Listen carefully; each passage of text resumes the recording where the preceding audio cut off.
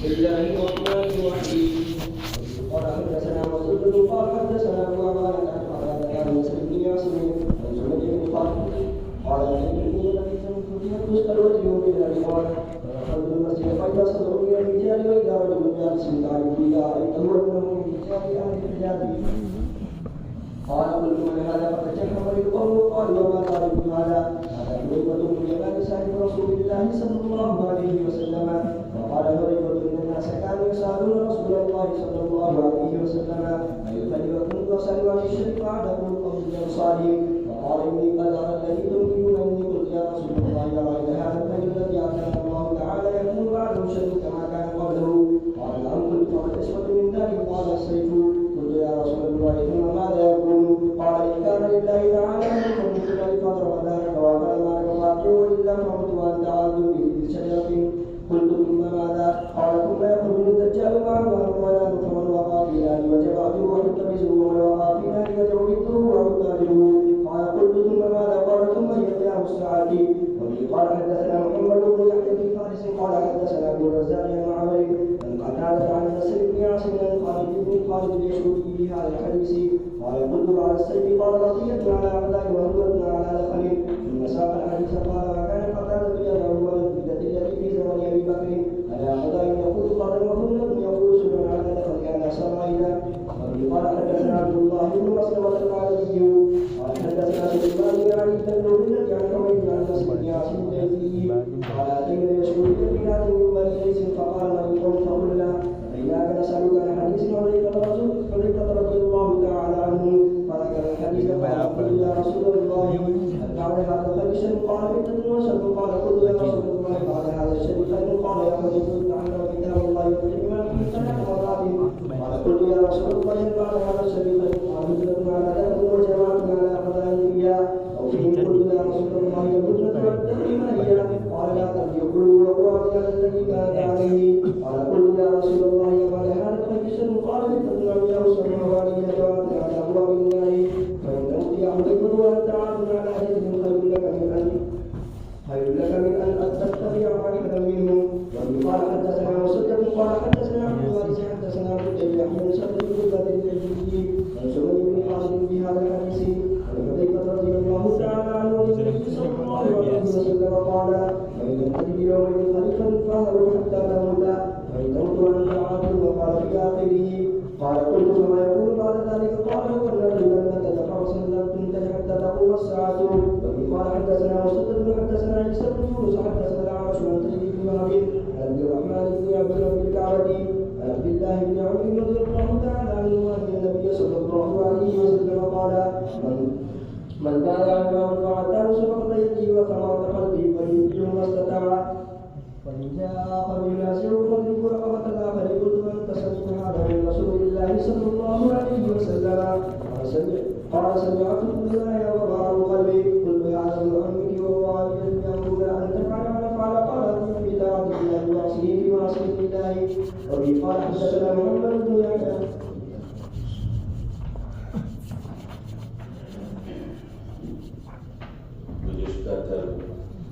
تیسرے فتنے کا ذکر آیا تھا دوہیما، اور روایت کے اندر بیان کیا تھا کہ یہ اتنا وسیع فتنہ ہوگا کہ کوئی بھی اس کے فتنے سے بچے گا نہیں، ہر ایک اس سے متاثر ہوگا. اور جب ایسا لگے کہ شاید یہ فتنہ تھم گیا تو لوگ کہیں گے کہ شاید یہ ختم ہو گیا، لیکن دوبارہ پھر وہ سر اٹھارے گا اور اتنی شدت ہوگی کہ ایک انسان اگر صبح کو مومن ہوگا تو اس فتنے میں مبتلا ہونے سے شام تک وہ کافر ہو جائے گا. یہ شام کو کافر تھا تو صبح کو، شام کو مومن تھا تو صبح کو کافر ہو جائے گا. مقصد یہ ہے کہ مثلاً صبح کو اس حال میں ہوگا کہ اس کا خیال یہ ہوگا کہ کسی مسلمان کو ناحق قتل کرنا جائز نہیں، کسی مسلمان کے مال کو لوٹنا جائز نہیں. لیکن شام ہوتے ہوتے اس کے دل میں بھی عداوت اور نفرت اتنی بڑھ جائے گی کہ وہ ایک مسلمان مسلمان کے قتل کو بھی مباح سمجھنے لگے گا یا اس کے مال کے لوٹنے کو بھی حلال سمجھنے لگے گا، تو یہ کیفیت اس فتنے کی شدت کی وجہ سے ہوگی اور لوگ دو جماعتوں میں تقسیم ہو جائیں گے۔ فسطاط خیمے کو کہا جاتا ہے۔ علماء نے لکھا یا تو یہ ہے کہ ہر علاقے کے اندر دو جماعتیں ہو جائیں گی، یا یہ ہے کہ مسلمانوں کے شہر الگ ہو جائیں گے اور کافروں کے شہر الگ ہو جائیں گے، یا پوری دنیا گویا دو حصوں میں تقسیم ہو جائے گی، ایک ایمان والوں کی اور دوسرے غیر ایمان والوں کی۔ دوسرے خیمے کے اندر جو ہوں گے ان کے بارے میں بیان کیا۔ استاد نے فرمایا لا ایمان فیہ، یا تو مراد اس سے کفار ہی ہیں، ظاہر سی بات ہے کہ وہاں تو ایمان نام کی کوئی چیز ہے ہی نہیں، یا اس سے کمزور ایمان والے بھی مراد ہوں گے، یعنی کہ ظاہر میں مسلمان ہوں گے لیکن اندرونی طور پر وہ منافق ہوں گے۔ تو اس وقت بیان کیا کہ جب ایسا وقت آ جائے تو دجال کا انتظار کرنا۔ یہ فتنہ دحیمہ کیا ہے؟ صاحب بدر المجدود نے جو لکھا ہے کہ یہ امام مہدی کے آنے سے کچھ پہلے پایا جائے گا، اور جب حضرت عیسیٰ علیہ السلام کا نزول ہوگا، حضرت عیسیٰ اور حضرت امام مہدی مل کر دجال کا تعاقب کریں گے اور پھر دجال کا قتل ہوگا، تو گویا اس فتنہ دحیمہ کا مصداق قیامت سے کچھ پہلے ہوگا، اس کا وقوع قیامت سے پہلے ہوگا، اور اس کی طرف اشارہ ملتا ہے حدیث کے الفاظ فَإِذَا كَانَ ذَاكُمْ فَانْتَظِرُوا الدَّجَّالَ۔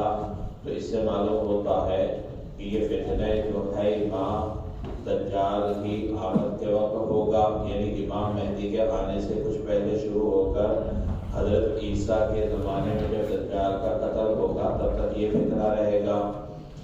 حضرت شاہ ولی اللہ نے بیان کیا کہ فتنہ دحیمہ سے مراد چنگیز خان کا فتنہ ہے۔ یہ چنگیز خان کی حکومت منگولیا سے چین تک تھی، اور 1206 سے سن 1206 سے 1227 تک اس کی حکومت رہی، اور یہ جو منگولی تھے یہ کافر تھے، بڑے وحشی قسم کے، جنگلی قسم کے، خونخوار۔ اس وقت ایک مسلم ملک خوارزم کا بادشاہ تھا محمد نام کا، محمد خوارزم شاہ۔ یہ چنگیز خان اصل میں نئے نئے کپڑے پہننے کا، اچھے سے اچھے کپڑے پہننے کا شوقین تھا، اور اس زمانے میں کپڑے مسلم علاقوں میں بنتے تھے، مسلم ملکوں میں بنتے تھے۔ اس نے اپنے تاجروں کی ایک جماعت خوارزم بھیجی، محمد خوارزم نے ان کو جاسوس سمجھ کر قتل کرا دیا۔ چنگیز خان کو غصہ آیا، لہذا اس نے اپنا قاصد بھیجا جواب طلب کرنے کے لیے کہ آپ نے کیوں مارا۔ محمد خوارزم شاہ نے قاصد کو بھی نمٹا دیا، تو اب تو چنگیز خان کا غصہ شباب پر پہنچ گیا۔ وہ منگولی جو وحشی قسم کے تھے، خوخار تھے، ان کی ایک بڑی فوج لے کر خوارزم پر حملہ آور ہوا۔ ادھر یہ بڑی فوج لے کر آیا، محمد خوارزم شاہ نے چھیڑ چھاڑ تو کر دی تھی لیکن اس سے مقابلہ نہ کر سکا، اور یہ علاقے کے علاقے، شہر کے شہر فتح کرتا ہوا جا رہا تھا، اور محمد خوارزم شاہ اس کی چنگیز خان کی فوج جس علاقے میں پہنچتی تھی وہاں سے بھاگ کر دوسرے علاقے میں پہنچ جاتا۔ اب یہ اس علاقے کو فتح کر کے وہاں پہنچتا تو وہاں سے بھاگ لیتا۔ آخر کار بحر خضر میں جا کر جو ایک جزیرہ تھا وہاں پر ٹھہر گیا محمد خوارزم، اور وہیں پر 1220 میں اس کی موت آئی۔ اس کے بعد اس کا بیٹا صلاح الدین، اس کے پاس حکومت آئی، بڑا بہادر تھا، اس نے مقابلہ کرنے کی بہت کوشش کی لیکن وہ بھی کامیاب نہیں ہوا۔ چنگیز خان نے وسط ایشیا اور ایران کے تمام مسلم بڑے شہروں کو تباہ و برباد کیا. صرف ایک علاقہ نہیں بلکہ اس کو موقع مل گیا مسلم ملکوں میں مداخلت کرنے کا. چھیڑ چھاڑ محمد خوارزم شاہ نے کی تھی لیکن مقابلہ نہیں کیا تھا. چنانچہ نیشابور، سمرقند اور جتنے یہ علاقے تھے ان تمام علاقوں میں بڑی زبردست تباہی ہوئی. مسلمانوں کا زبردست قتل عام کیا گیا. اور یہ سمرقند اور بخارا کوئی چھوٹے شہر نہیں تھے. اس زمانے کے اعتبار سے بھی 10-10 لاکھ کی آبادی کے یہ مسلم شہر تھے. لیکن وہاں نہ کوئی مسجد چھوڑی، نہ کوئی مدرسہ چھوڑا، نہ کوئی عمارت چھوڑی. اور آخر میں پھر وہاں ایک دریا تھا جیجون کے نام سے، اس کے بند کو کھول دیا. پورا شہر غرق ہو گیا، پورا علاقہ غرق ہو گیا، تباہ و برباد ہو گیا. اور 1220 میں جب یہ 1220 کے بعد اس چنگیز خان کی حکومت جب ختم ہوئی، یہ مر گیا، اس کے بعد اس کا پوتا آیا ہلاکو خان. اور ہلاکو خان نے بغداد جو اس وقت مسلمانوں کا بڑا شہر تھا اس کے اوپر حملہ کرنے کا ارادہ کیا. غرض یہ کہ حضرت شاہ ولی اللہ فرماتے ہیں کہ دوحیمہ کے فتنے سے مراد چنگیز خان کا فتنہ ہے. لیکن صاحب بدر النجود کی رائے یہ ہے کہ یہ چنگیز خان کا فتنہ مراد نہیں بلکہ امام مہدی کے آنے سے پہلے ایک فتنہ پیدا ہوگا. اور جب دجال آئے گا حضرت عیسیٰ کا نزول ہوگا، حضرت عیسیٰ علیہ السلام تعاقب کر کے اس کا قتل کریں گے. حدثنا مسدد قال حدثنا ابو عوانة عن قتادة عن نصر بن عاصم عن صبيح بن خالد قال أتيت الكوفة في زمن فتحت تستر أجلب منها بغالا فدخلت المسجد فإذا صدع من الرجال وإذا رجل جالس تعرف إذا رأيته أنه من رجال أهل الحجاز. صبیح ابن خالد کہتے ہیں کہ میں کوفہ آیا تستر کے فتح کے زمانے میں، اجلب منہا بغالا خچر لینے کے لیے. بس میں ایک مسجد میں داخل ہوا، فَإِذَا صَدَعُ مِنَ الرِّجَالِ وہاں متوسط قد و قامت کے لوگ تھے، وَإِذَا رَجُلٌ جَالِسٌ تَعْرِفُ اور ایک آدمی ایسا بیٹھا تھا کہ جب تو دیکھے تو پہچان لے کہ یہ اہل حجاز میں سے ہے، یعنی اس علاقے کا نہیں ہے. قال قلت من هذا، صبیح ابن خالد کہتے ہیں کہ میں نے پوچھا یہ کون ہے. فتجحمنی القوم، لوگوں نے مجھے ناگواری سے دیکھا. وقالوا اما تعرف هذا، اور کہا کہ کیا تم ان کو نہیں پہچانتے. هذا حذیفہ بن الیمان صاحب رسول اللہ صلی اللہ علیہ وسلم، یہ حضور صلی اللہ علیہ وسلم کے صحابی حذیفہ ابن یمان ہیں. فقال حذیفہ ان الناس كانوا يسألون رسول اللہ صلی اللہ علیہ وسلم عن الخیر وكنت اسأله عن الشر. حضرت حذیفہ نے کہا کہ لوگ حضور صلی اللہ علیہ وسلم سے خیر کے بارے میں پوچھتے تھے اور میں آپ صلی اللہ علیہ وسلم سے شر کے بارے میں پوچھتا تھا. فأحدقه القوم بأبصارهم، لوگوں کی نگاہیں میری طرف اٹھی. فقال انی قد ارى الذی تنکرون، حضرت حذیفہ نے کہا کہ میں سمجھتا ہوں کہ تم مجھے اس طرح کیوں دیکھ رہے ہو، یعنی ناگواری سے کیوں دیکھ رہے ہو. انی قلت یا رسول اللہ ارأیت هذا الخیر الذی اعطانا اللہ تعالی ایکون بعده شر کما کان قبله. فقال، حذیفہ نے کہا انی قلت، میں نے کہا کہ اے اللہ کے رسول، کیا اس خیر کی جو اللہ نے ہمیں عطا کی ہے کہ اس خیر کے بعد کوئی برائی ہوگی جیسا کہ پہلے تھی. قال نعم، آپ نے فرمایا کہ ہاں. قلت فما العصمۃ من ذلک، میں نے کہا کہ اس سے بچنے کی کیا صورت ہے. قال السیف، آپ نے فرمایا تلوار اٹھاؤ. قلت یا رسول اللہ ثم ماذا یکون، میں نے کہا اللہ کے رسول پھر کیا ہوگا. قال ان کان للہ خلیفۃ فی الارض فضرب ظہرک واخذ مالک فاطعه، آپ نے فرمایا کہ اگر اللہ تعالیٰ کا کوئی خلیفہ ہو اور وہ تیری کمر پر مارے اور تیرا مال لے لے تو بھی اس کی اطاعت کر، وَإِلَّا فَمُتْ وَأَنْتَ عَابْدٌ بِجَذْلِ شَجَرَةٍ، ورنہ تو مر اس حال میں کہ درخت کی جڑ تو چبا رہا ہو۔ قُلْتُ ثُمَّ مَاذَا، میں نے کہا پھر کیا ہوگا؟ قَالَ ثُمَّ يَخْرُجُ الدَّجَّالَ مَعَهُ نَهْرٌ وَنَارٌ، آپ نے فرمایا پھر دجال نکلے گا، اس کے ساتھ ایک نہر ہوگی اور آگ ہوگی۔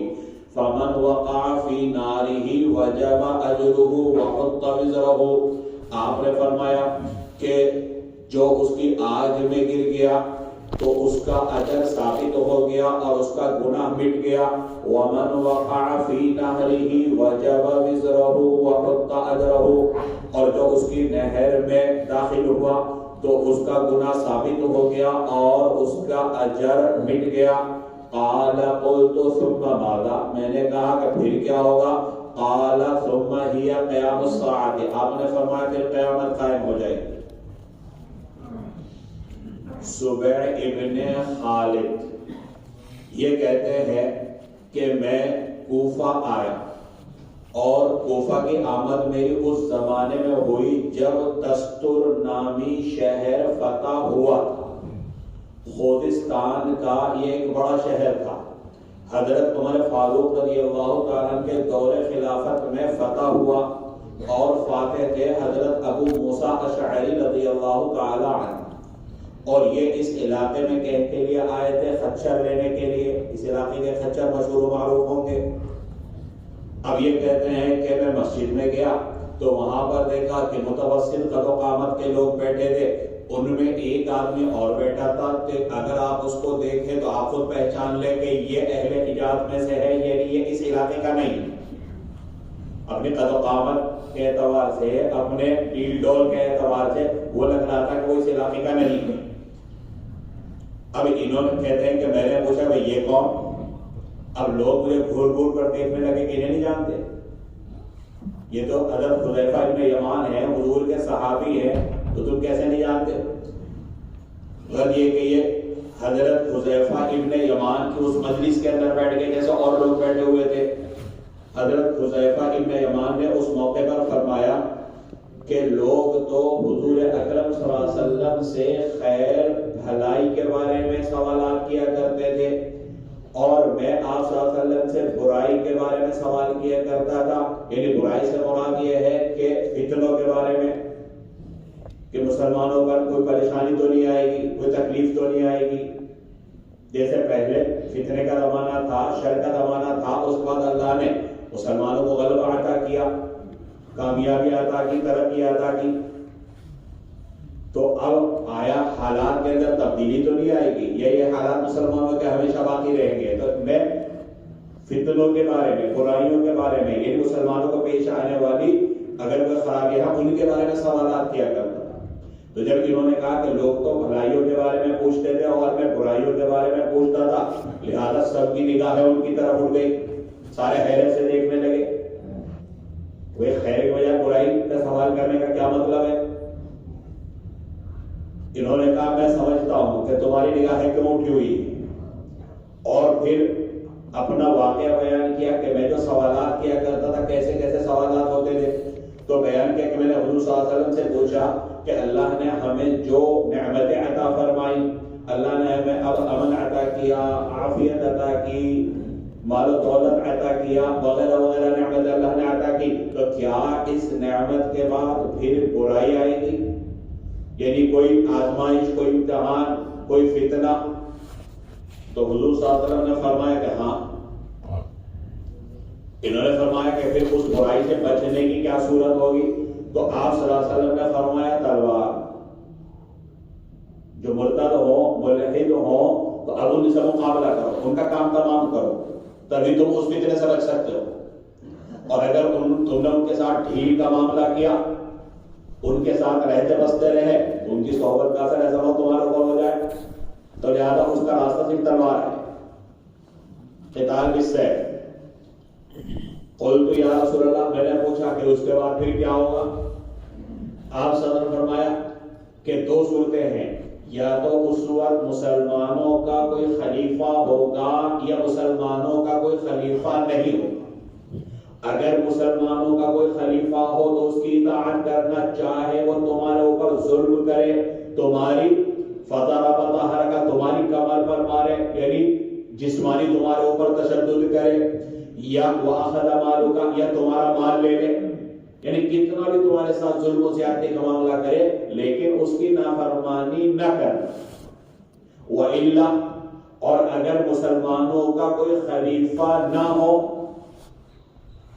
تو پھر شہری زندگی چھوڑ کر جنگلات میں نکل جانا، کیونکہ جب مسلمانوں کا کوئی خلیفہ نہیں ہوگا، مسلمانوں کا کوئی حاکم نہیں ہوگا تو ظاہر سی بات ہے کہ جو مرتد ہے، ملحد ہے، بے دین ہے، تو ان کے ساتھ رہنے کی وجہ سے تم سے مقابلہ تو کر نہیں سکتے، کیونکہ مسلمانوں کا کوئی خلیفہ کوئی حاکم نہیں ہے، تو ان کے ساتھ رہنے کی وجہ سے ایسا نہ ہو تمہاری بھی شرکت ہو جائے، اس میں تمہارا شمار بھی نہ ہونے لگے، تو لہذا اب شہر کی زندگی چھوڑ کر جنگلات کی زندگی اختیار کر لو، اور وہاں پر ظاہر والے جنگلات کے اندر کہاں یہ دال اور روٹی ملے گی، تو وہاں تو زندگی گزارنے کے لیے چاہے پتے چبانے پڑے، فقر و فاقہ برداشت کرنا پڑے، تو اگر بے دینی سے بچنا ہے، فتنے میں مبتلا ہونے سے بچنا ہے، اس کے لیے اگر شہری زندگی کو بھی ترک کرنا پڑے تو شہری زندگی کو ترک کر کے خلوت نشینی اختیار کر لینا، تنہائی اختیار کر لینا۔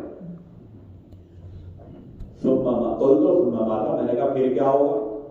تو حضور صلی اللہ علیہ وسلم نے فرمایا کہ دجال نکلے گا، اور دجال کے ساتھ ایک پانی کی نہر ہوگی اور ایک آگ کی نہر، یعنی آگ کی خندق، چنانچہ جو اس کی بات مانیں گے اس کو خوب و داد و دہش کرے گا، اور جو اس کی بات نہیں مانیں گے اس کو سزا میں مبتلا کرے گا۔ تو اسی کو بیان کیا، اس کے ساتھ ایک نہر ہوگی اور آگ ہوگی، جو اس کی اطاعت نہ کرے، فرما برداری نہ کرے اور وہ اس کو سزا میں مبتلا کرے یعنی آگ کی خندق میں پھینک دے، تو اس کے لیے اجر اللہ کی طرف سے واجب ہے اور اس کے سارے گناہ معاف ہو جائیں۔ اور اگر کوئی اس کی اطاعت کی نہر میں داخل ہو گیا، یعنی اس کی اطاعت کرنے لگا، فرما برداری کرنے لگا، خود بھی بے دین ہو گیا، خود بھی گمراہی کے اندر مبتلا ہو گیا، وجب وزر، تو اب تو جو ہے وہ گناہگار ہے اور اس کے جو نیکیاں تھیں سب غارت، سب برباد۔ بعض روایات کے اندر آتا ہے کہ حضور اکرم صلی اللہ علیہ وسلم نے فرمایا کہ اگر وہ تمہیں پانی کی نہر میں داخل ہونے کی پیشکش کرے گا، یعنی کہ اگر میری اطاعت کرو، فرما برداری کرو، تو اس کی فرما برداری نہ کرنا بلکہ آگ میں داخل ہو جائے، کیونکہ وہ جس کو آگ سمجھ رہا ہے وہ حقیقتاً آگ نہیں بلکہ پانی، اور جس کو وہ پانی سمجھ رہا ہے حقیقتاً وہ پانی نہیں بلکہ آگ ہے۔ یعنی اگر اس کی اطاعت کرو گے، فرما برداری کرو گے تو بظاہر تو یہ لگے گا بھائی اونچا عہدہ مل جائے گا، مال دولت مل جائے گا، عیش اور آرام کی زندگی بسر کریں گے، لیکن اس کا انجام کیا ہوگا؟ جہنم۔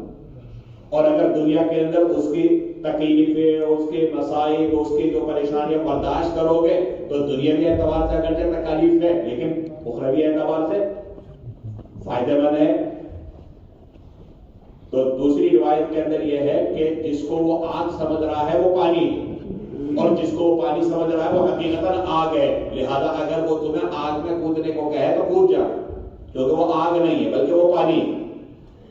اور بعد روایت میں یہ ہے کہ حضرت حذیفہ نے بھی فرمایا کہ دجال جو کہ بہت سی چیزیں خلق عادت کے طور پر وہ دکھائے گا، اس نے الوہیت کا وہ دعویٰ کرے گا، اپنی الوہیت کو ثابت کرنے کے لیے خلق عادت کچھ چیزیں دکھائے گا تاکہ لوگوں کو پتہ چل جائے کہ ہاں واقعی یہ خدا ہے۔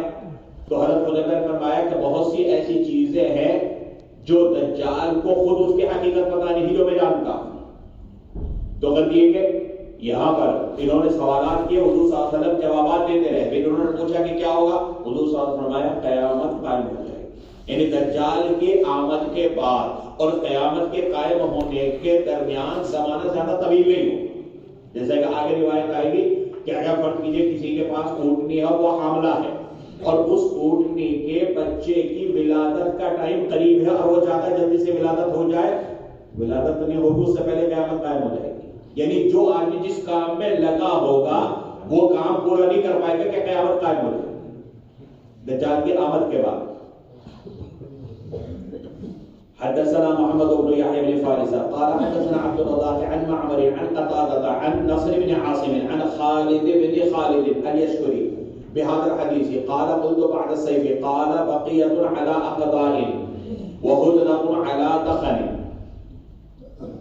خالد ابن خالد یشکری کی روایت ہے بهذا الحديث اوپر والی روایت کی طرح. قال قلت حضرت حذیفہ نے کہا میں نے کہا بعد سیف تلوار کے بعد کیا ہوگا؟ قال آپ نے فرمایا بقیۃ علی اقضاء لوگ خیر پر باقی رہیں گے علی اقضاء کدورت کے ساتھ وہدنۃ علی دخن اور صلح ہوگی کینہ پر وہدنۃ علی دخن صلح ہوگی کینہ پر. ثم ساق الحديث بالحديث بیان کیا حضرت حذیفہ نے قال وكان قتادة يضعه على الردة التي في زمان أبي بكر على أقضاء يقول على قضي وهدنة يقول صلح على دخن على ضغائن. قتادہ کہتے ہیں کہ مراد وہ ردت ہے جو حضرت ابو بکر کے زمانے میں ہوئی. اقضا قضیون سے بولا جاتا ہے اور ہدنۃ صلح ہدنۃ کہا جاتا ہے صلح کو علی دخن یعنی علی ضغائن کینہ پر. یہاں روایت کے اندر خالد ابن خالد یشکری اس سے مراد پچھلی روایت میں جو سبع ابن خالد ہے وہی اس سے مراد ہے یعنی سبع ابن خالد ہی خالد ابن خالد ہے. سبع ابن خالد ہی خالد ابن خالد ہے اور ان کی نسبت یشکری کی طرف ہے. تو یہ خالد ابن خالد کوئی دوسرے راوی نہیں ہے بلکہ سبع ابن خالد ہے. اور یہ روایت کرتے ہیں حضرت حذیفہ ابن یمان رضی اللہ تعالی عنہ سے. پچھلی روایت کے اندر جب انہوں نے پوچھا تھا حضور صلی اللہ علیہ وسلم سے کہ اب کیا ہوگا یعنی شر سے بچنے کی کیا صورت ہوگی تو آپ نے فرمایا السیف.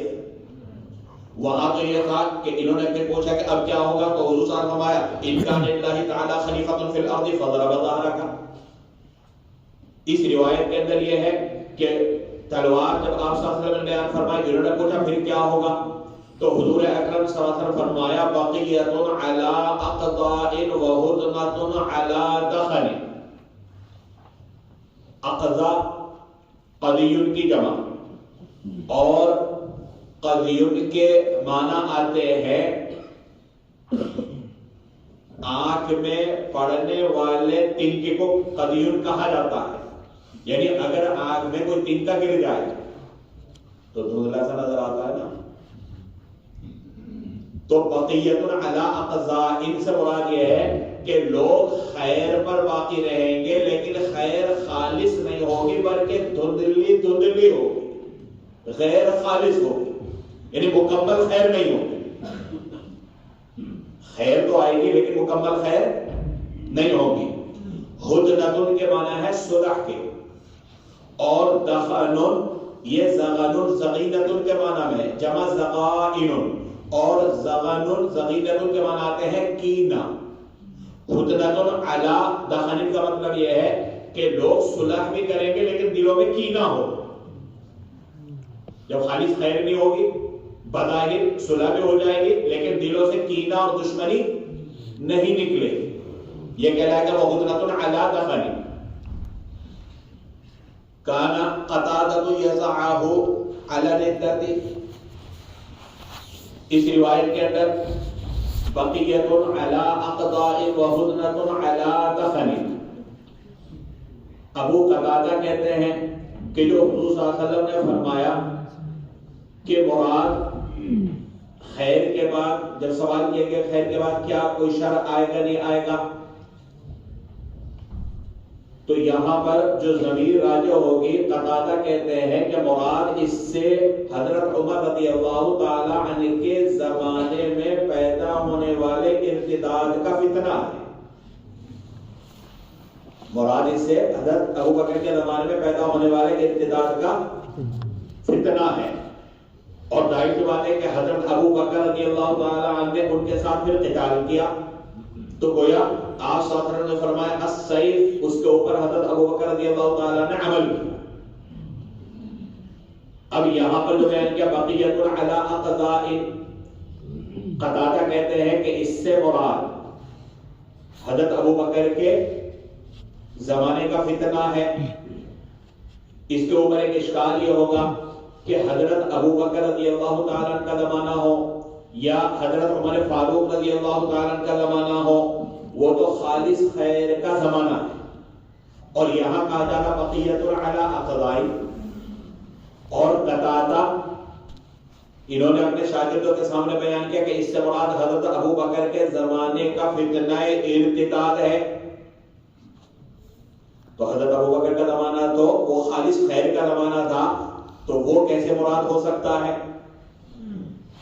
قتادہ کی اس تعبیر کے اعتبار سے اس کا ایک جواب تو یہ دیا جا سکتا ہے کہ مراد حضور اکرم صلی اللہ علیہ وسلم کے زمانے کی بنسبت حضرت ابو بکر اور حضرت عمر کے زمانے میں خیر کے اندر کمی آ گئی.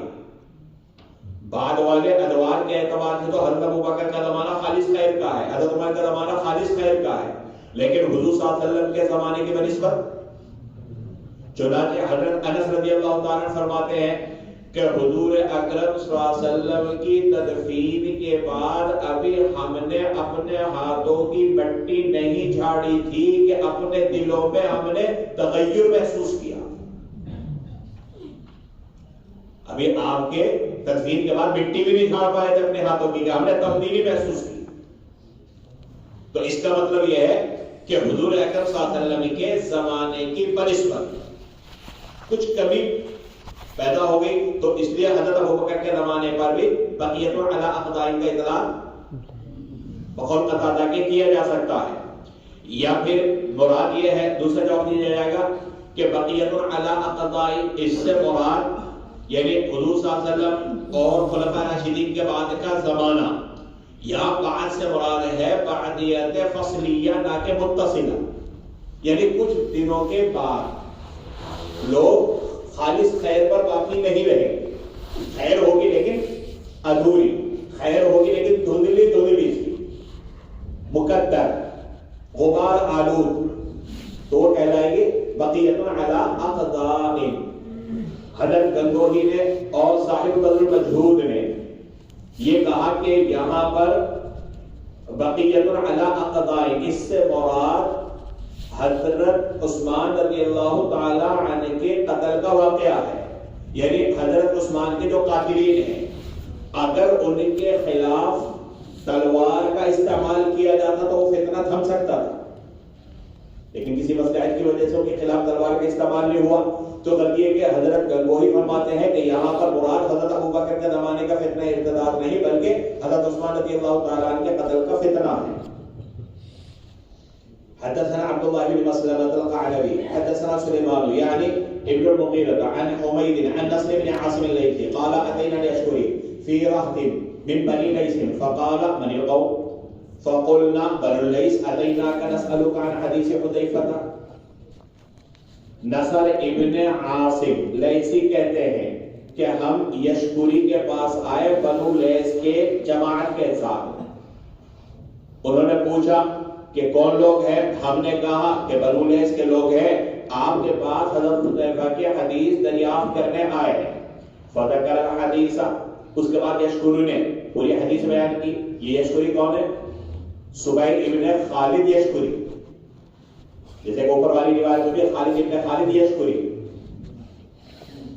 اور ان کے شاگرد اس سند میں اوپر والی سند میں اور اس سے پہلے والی سند میں نصر ابن عاصم ہے. تو نصر ابن عاصم کہتے ہیں کہ ہم یشکری کے پاس آئے بنو لیث کے لوگوں کے ساتھ. تو یشکری نے پوچھا کہ یہ کون لوگ ہیں؟ ہم نے بتا دیا کہ یہ فلاں فلاں ہیں، بنی لیث کے ہیں، اور آپ سے حضرت حذیفہ کی حدیث دریافت کرنے آئے ہیں. فذکر الحدیث، چنانچہ یشکری نے حضرت حذیفہ کی وہ حدیث جو ماقبل میں تفصیل کے ساتھ گزری، حضرت حذیفہ نے جو اصول سوالات کیے اس کو بیان کیا. قال قلت یا رسول اللہ هل بعد هذا الخير شر، حضرت حذیفہ کہتے ہیں کہ میں نے کہا کہ اللہ کے رسول کیا اس خیر کے بعد شر ہے؟ قال فتنہ و شر، آپ نے فرمایا فتنہ اور شر ہے۔ قال قلت یا رسول اللہ بعد هذا الشر خیر، حضرت حذیفہ نے کہا کہ اللہ کے رسول اس شر کے بعد کوئی خیر ہے؟ قال یا حذیفہ تعلم کتاب اللہ واتبع ما فیہ ثلاث مرات، حضور صلی اللہ علیہ وسلم، اے حذیفہ اللہ کی کتاب کا علم حاصل کر اور جو اس میں ہے اس کی اتباع کر، یہ بات آپ نے 3 بار ارشاد فرمائی۔ قال قلت یا رسول اللہ هل بعد هذا الشر خیر، میں نے کہا کہ اللہ کے رسول کیا اس برائی کے بعد بھی بھلائی ہوگی؟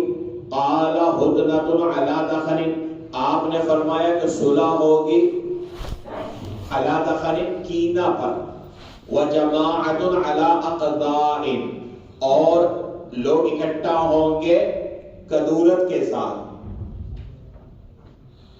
فیہا او فیہم، راوی کو شک ہے کہ فیہا کا استعمال کیا یا فیہم کا، کہ جس میں کدورت ہوگی۔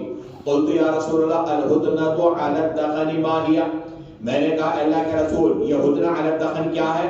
قال لا ترجع قلوب اقوام علی الذی کانت علیہ، حضور صلی اللہ علیہ وسلم نے فرمایا کہ لوگوں کے دل جس پر تھے اس سے نہیں لوٹیں گے، یعنی جیسے پہلے کینہ سے بھرے ہوئے تھے ایسے ہی ابھی بھی دلوں میں کینہ ہوگا۔ قال قلت یا رسول اللہ هل بعد هذا الخیر شر، میں نے کہا اللہ کے رسول کیا اس خیر کے بعد بھی شر ہوگی؟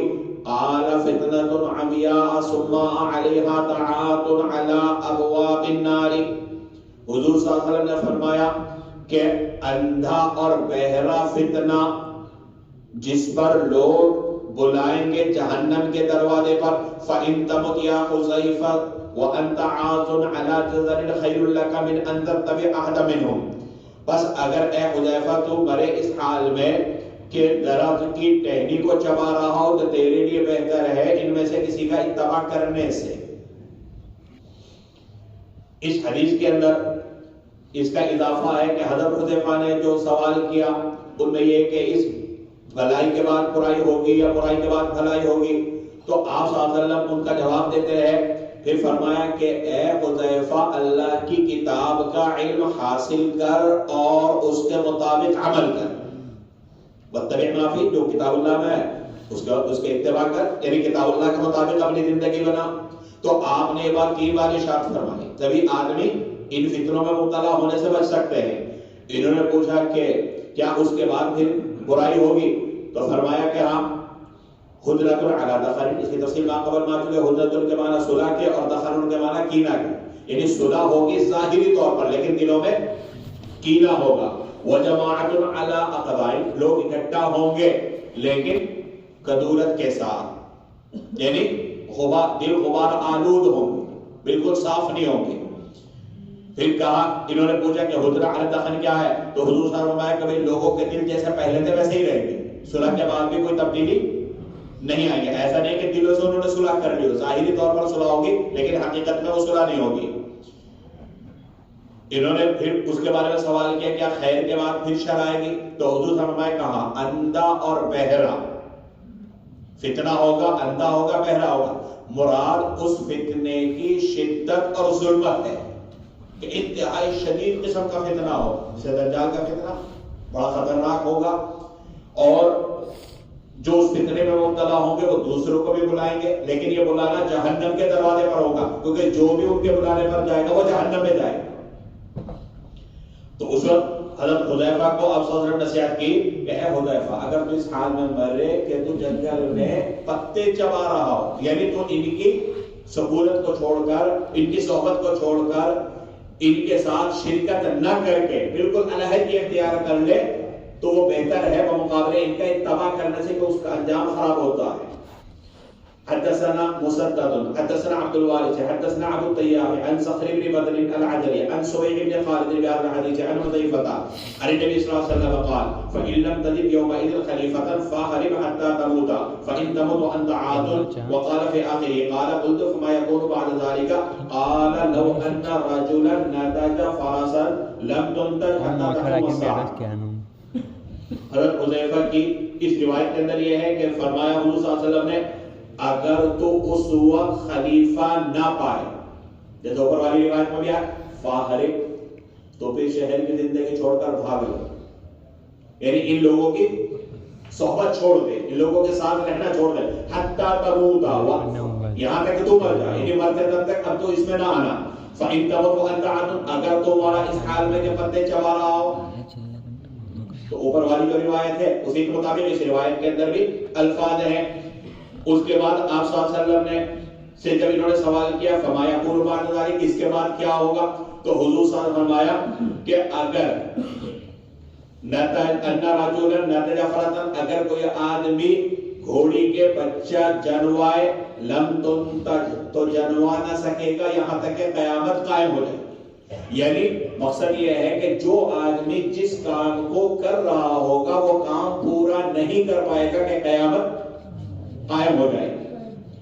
حدثنا مسدد حدثنا عيسى بن يونس حدثنا الأعمش عن زيد بن وهب عن عبد الرحمن بن عبد رب الكعبة عن عبد الله بن عمرو أن النبي صلى الله عليه وسلم قال من بايع إماما فأعطاه صفقة يده وثمرة قلبه فليطعه ما استطاع۔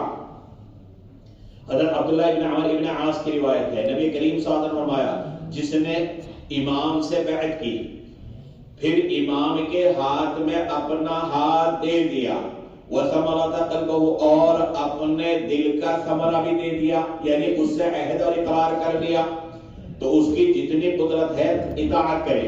فَإِن جَاءَ آخَرُ يُنَازِعُهُ، اگر دوسرا شخص آ کر اس سے جھگڑا کرے فَضْرِبُوا رَقَبَةَ الْآخَرِ، تو دوسرے کی گردن مار دے۔ قُلْتُ أَنْتَ سَمِعْتَ هَذَا مِنْ رَسُولِ اللَّهِ صلی اللہ علیہ وسلم۔ عبد الرحمن ابن عبد رب کعبہ کہتے ہیں میں نے عبداللہ ابن عمر ابن عاص سے پوچھا کہ تم نے یہ حضور صلی اللہ علیہ وسلم سے سنا؟ قال سمعته اذنایا، حضرت عبداللہ ابن عمر ابن عاص نے فرمایا کہ میرے کانوں نے اس کو سنا ہے، ووعاہ قلبی، اور میرے دل نے اس کو محفوظ رکھا ہے۔ قلت هذا ابن عمك معاویہ یأمرنا ان نفعل ونفعل، قال اطیعه فی طاعت اللہ وعصیہ فی معصیت اللہ، میں نے کہا کہ یہ تمہارے چچا کے بیٹے جو معاویہ ہے ہمیں حکم کرتے ہیں ہم فلا فلا کام کریں۔ حضرت عبداللہ ابن عمر ابن عاص نے فرمایا اللہ کی اطاعت میں ان کی اطاعت کرو اور اللہ کی نافرمانی میں ان کی نافرمانی کرو۔